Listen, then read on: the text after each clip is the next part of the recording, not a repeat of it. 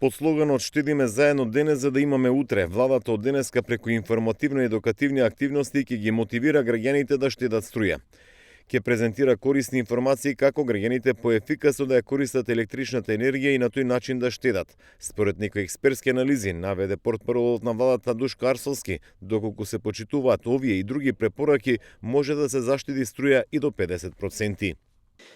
Енергетски ефикасните сијалици заштедуваат и до 90% електрична енергија.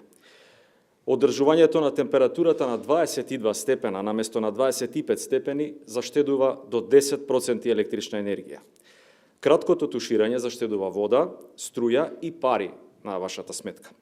Ова се неколку навиду мали промени, меѓутоа ако ги применуваме сите, ќе имаме голема корист и ќе имаат големо значење за енергетскиот систем.